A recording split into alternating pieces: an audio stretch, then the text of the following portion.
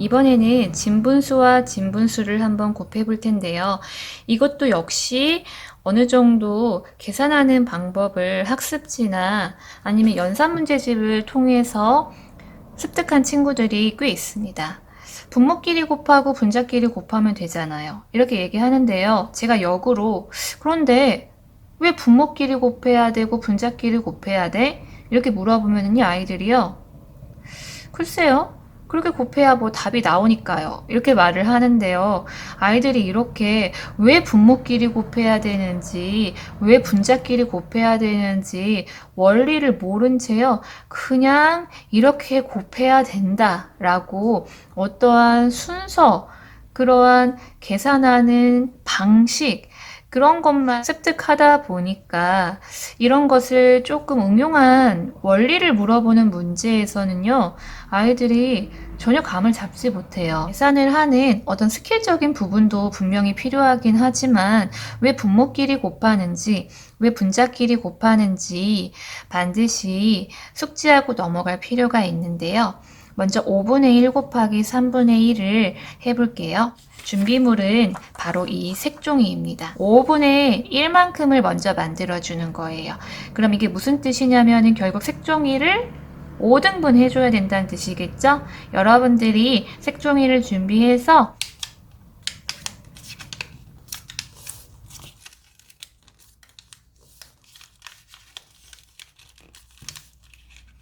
자, 이렇게 제가 5등분으로 접어놨어요. 그 다음에 여기에서 끝나면 안 되고요. 지금 보시면은 옆에 3분의 1만큼을 다시 접어줘야 되는데 주의해야 될 거는 이 같은 방향으로 3등분하면 절대 안 됩니다. 반대 방향으로 돌려서 3등분으로 접어주면 돼요.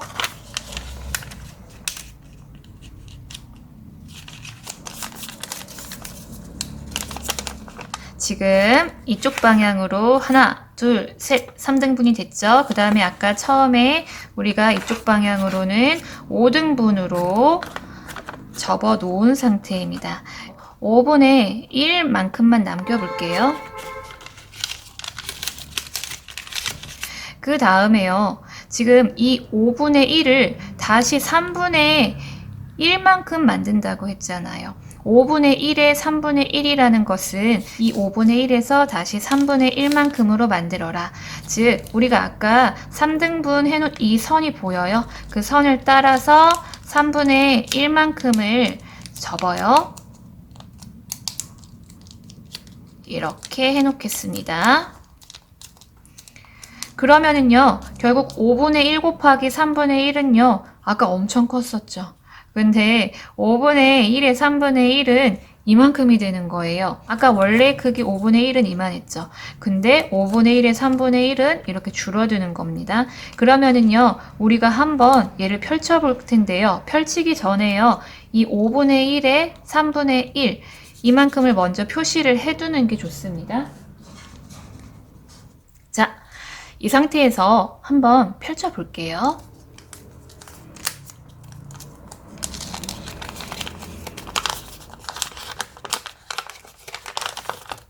짠! 그렇다면요, 아까 우리가 5등분을 한 상태에서 다시 3등분을 했잖아요. 펼치니까요, 전체 칸은요, 하나, 둘, 셋, 넷, 다, 일곱, 여덟, 아홉, 열, 열하나, 열둘, 열세, 열네, 다섯, 15칸 중에 한 칸이 바로 이 곱셈의 정답이 됩니다. 그렇다면은 15칸 중에 한 칸이니까 이것을 분수로 나타내면 15분의 1.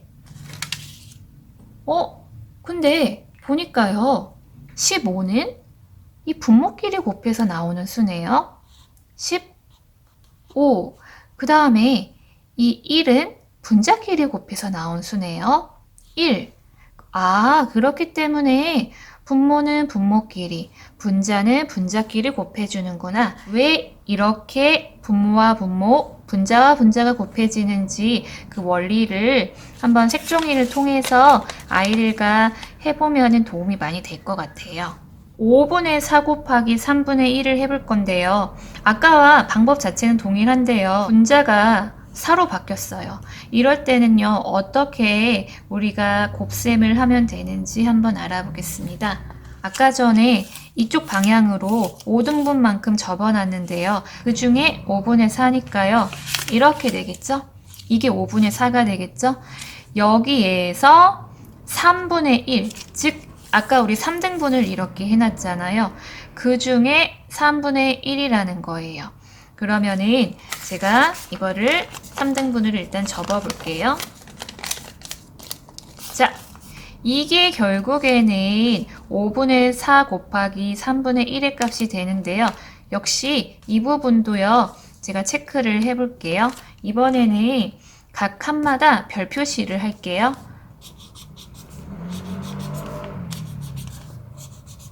그 다음에 얘를 한번 펼쳐보겠습니다.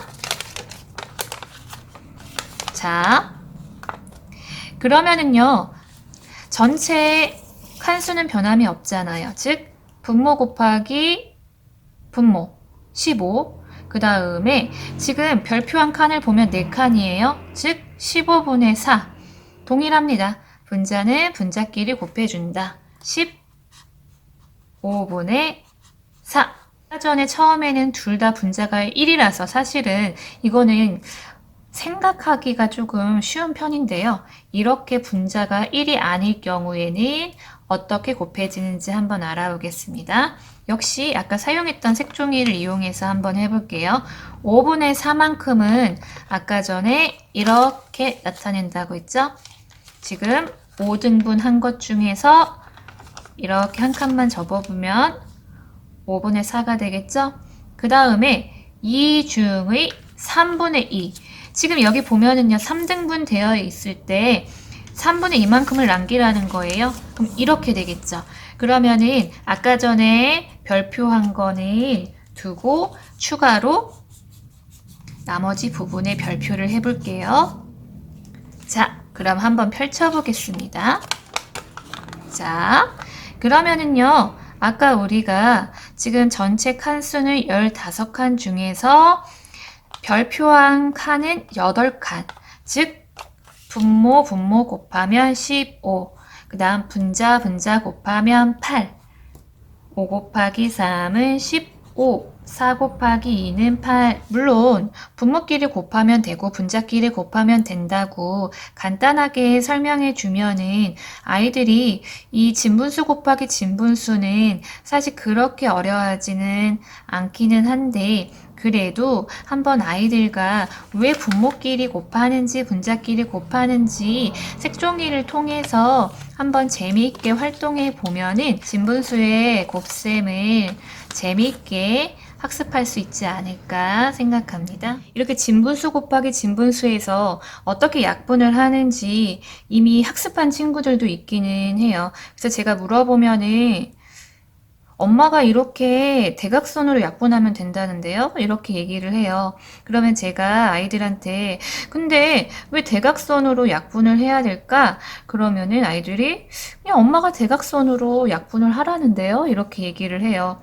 근데 그 말이 맞긴 하겠죠? 아이들이 주로 집에서 이제 학부모님들한테 이렇게 곱셈을 하는 방식을 배웠을 때는 물론 굉장히 디테일하게 설명해 주시는 경우도 있지만은 약간 속성식으로 이렇게 대각선끼리 약분하면 돼 이렇게 말씀해 주시는 경우가 굉장히 많아요. 그렇기 때문에 이번에도 물론 그 자세한 과정을 일일이 짚어보기는 힘들긴 하겠지만은 아이들한테 적어도 왜 대각선으로 약분이 되는 것인지 한번 짚어주고 넘어가는 게 좋지 않을까 싶어요. 먼저 제가 이 8분의 3과 9분의 1을 변신을 시킬 건데요. 어떻게 변신시킬 거냐면요. 이 8분의 3은요. 결국 이 8분의 1 조각이 3개가 있다는 걸 뜻하잖아요. 즉 8분의 1, 8분의 1,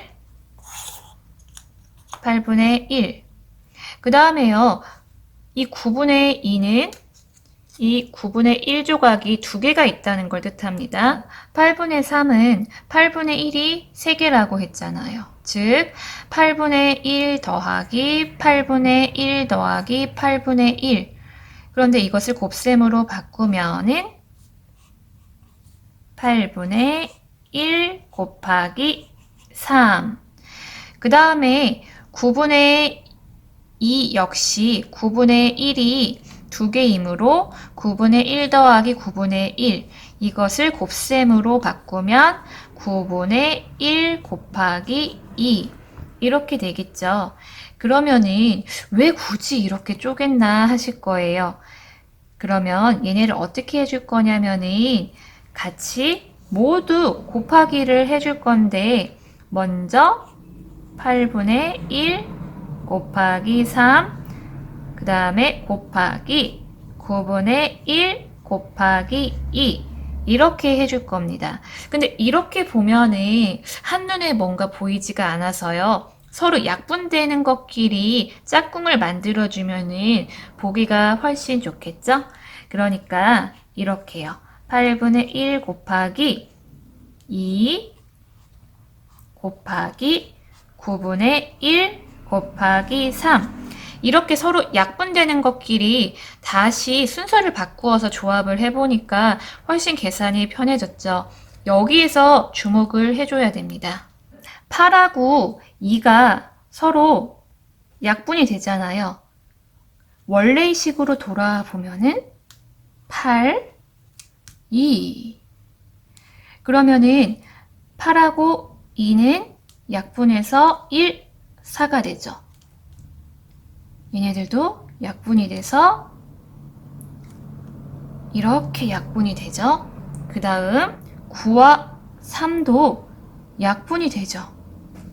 그런데 위로 올라와 보니까 9, 3 이렇게 그러면은 3, 1 여기도 1, 3 약분이 돼요. 아, 그래서 이렇게 분모, 분자, 분모, 분자 약분이 되는구나. 이렇게 뭔가 식을 쪼갠 다음에 곱하기를 해보니까 왜 대각선끼리 약분이 되는지 좀 더 명확히 알겠죠? 그러면 계산을 끝까지 해볼까요? 약분이 되었기 때문에 결국에 4분의 1이 되고요. 그 다음에 얘네는 3분의 1 곱하면 12분의 1. 지금 이 상태에서도 아까 약분을 해놨잖아요. 그러면은 더 이상 약분되는 것은 없기 때문에 4 곱하기 3 바로 되죠? 12, 1 곱하기 1, 1 이렇게 되는 겁니다. 그러면은 왜 이렇게 대각선으로 약분이 되는지 이제 원리를 알겠죠? 그런데 아까 우리가 약분이 되는 분수의 곱셈에서요. 세 가지 방법으로 약분을 한다고 했잖아요. 이것도 마찬가지로 사실은 세 가지 방법으로 약분을 하는데 역시 이것도 세 가지 방법 모두 알아둘 필요가 있는데요.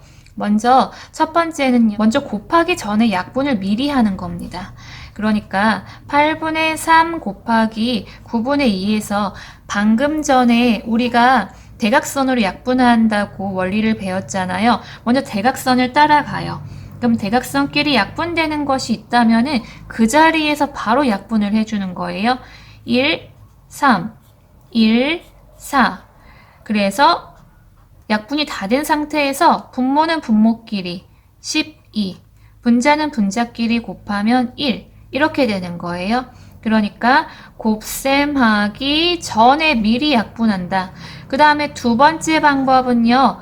곱하는 중간에 약분한다고 했죠. 곱하는 중간 8분의 3 곱하기 9분의 2에서요. 일단은요. 분모는 분모끼리 곱하고 분자는 분자끼리 곱하는데요. 여기에서 중요한 게요. 역시 대각선을 놓치면 안 됩니다. 항상 크로스로 연결을 해주세요. 이렇게 그러면은 2랑 8이 약분되네. 그러면 1과 4, 3과 9가 약분되네. 1, 3 이렇게 해서 곱해주면은 12분의 1 곱하는 중간에 약분을 해주는 방법. 마지막은요. 바로 곱셈을 다 하고 나서 약분하는 방법. 자, 그러면은 8분의 3 곱하기 9분의 2는 일단은요, 아까 이 과정까지는 동일합니다. 분모끼리 곱하고 분자끼리 곱하고 그 다음은요, 아까 중간에 약분하는 거는 그 중간에 약분을 했잖아요. 근데 이번에는요, 그대로 곱해요. 8, 9, 72, 3, 2, 6. 그런데 보니까 6과 72는 공약수 6으로 약분되네. 그래서 6은 1, 72는 12. 따라서 답은 12분의 1 이렇게 돼요. 이렇게 세 가지 방법 모두 알고 있어야 된다고 했잖아요. 물론 제일 많이 쓰이는 방법은 바로 첫 번째입니다. 사실은 가장 효율성은 높아요. 왜냐하면은 굉장히 간편하고 빠르고 사실은 정확도도 제일 높습니다. 하지만은 아까 말했듯이 이렇게 과정을 물어보는 문제들도 종종 나오기 때문에요. 세 가지 방법 다 짚고 넘어갈 필요가 있는데요. 이렇게 질문하는 친구들이 있어요. 예를 들어서 곱셈을 했는데 답이 1과 12분의 4 이렇게 써온 거예요. 그래서 물론 이 답이 완전히 틀린 건 아니지만은 우리 분명히 약속했잖아요. 분수의 곱셈에서는 답을 기하분수로 표기한다. 그래서 저는 당연히 틀렸다고 체크를 했죠. 근데 그 친구가 항의를 한 거예요. 아니 선생님 1과 3분의 1이나 1과 12분의 4나 결국 크기는 같잖아요. 근데 왜 틀리다고 채점을 해주셨어요? 그러니까 이 친구도 억울한 거죠. 근데 말이 틀린 건 아니잖아요. 크기 자체는 동일하기 때문에 이게 정답에서 완전히 벗어난 것은 아니지만 그래도 우리 표기할 때는 반드시 기하분수로 표기해줘야 된다는 규칙이 있다는 그것을 설명해 줄 필요가 있는데 그걸 받아들이기 굉장히 힘들어하는 친구가 있더라고요. 그런 경우에는 제가 그 친구한테 이렇게 말해요. 그래? 그럼 너는 만약에 답이 1000분의 500으로 나왔어. 좀 극단적이긴 하지만 이렇게 말해요. 그럼 너는 앞으로도 이렇게 답을 쓸 거지? 이렇게 얘기를 해요. 근데 선생님, 이거는 조금 그런데요? 얘는 좀 간단하게 2와 2분의 1 이렇게 하면은 훨씬 보기 좋잖아요. 그러니까 본인도 느끼는 거죠. 왜 답을 기하 분수로 표기해야만 하는지에 대한 어떤 당위성이라고 할까요? 그거를 잘 이해하지 못하고 받아들이기 어려워하는 친구들에게는 저는 조금 이게 말도 안 되는 수이긴 하지만 그래도 이렇게 한번 예시를 들어서 이렇게 답을 쓸래, 이렇게 답을 쓸래 이렇게 제시를 해요. 그럼 아이들은 100명이면 100명 다 이렇게 써야 된다고 말을 하겠죠. 그러니까 왜 분수의 곱셈을 할 때 약분을 해줘야 되는지 그 이유를 모른 채 분수의 곱셈은 약분해야 되는구나. 분모끼리 곱해야 되는구나. 분자끼리 곱해야 되는구나. 좀 맹목적으로 계산하는 친구들이 있어서 저는 그게 좀 안타깝더라고요. 하다못해 왜 답을 기하분수로 만들어야 되는지, 그리고 그 전에 그렇다면 답을 기하분수로 표기하기 위해서 어떻게 보면은 중간에 약분을 하는 거예요. 만약에 기하분수로 표기하지 않을 거면요, 중간에 이렇게 힘들게 약분을 해줄 필요가 없잖아요. 그냥 분모끼리 곱하고 분자끼리 곱하고 가분수 나오면 대분수로 바꾸면 되잖아요. 결국에 궁극적으로 정답을 기하분수로 나타내기 위해서 중간에 약분을 다 해주는 거란 말이에요. 그런데 약분을 왜 해줘야 되느냐라는 그 이유도 모른 채 그냥 맹목적으로 약분을 하는 그런 친구들에게 저는 왜 우리가 분수의 곱셈을 할 때 이렇게 약분을 해줘야 되는지 먼저 그 필요성에 대해서 조금 설명을 해주는데요. 가정에서도 이렇게 지금 분수의 곱셈을 배우는 친구들은요, 답을 왜 기하분수로 나타내야 되는지, 책이 그렇게 나왔으니까 기하분수로 만들어야 돼. 이렇게 하기보다는요, 약간 이런 예시를 들어주면은 아이들이 조금 더 이것을 받아들이는데 조금 열린 마음으로 받아들이지 않을까. 저는 그렇게 생각을 하는. 아이들이 일단 분수라는 말 자체에 대한 공포심이 있는 것 같아요. 분수가 들어가면 일단 어렵다. 4학년 때 분수의 덧셈과 뺄셈에서 진땀을 뺀 친구들은요, 5학년 때 다시 한번 이 분수의 곱셈에서 큰 산을 하나 넘게 되는데요. 그래도 아이들과 분수의 곱셈 원리를 한번 터득을 해 놓으면은요, 나중에 분수의 나눗셈이 나왔을 때 결국에는 이 분수의 곱셈 원리가 다시 등장하게 되므로 확실히 숙지를 하고 넘어갈 필요가 있을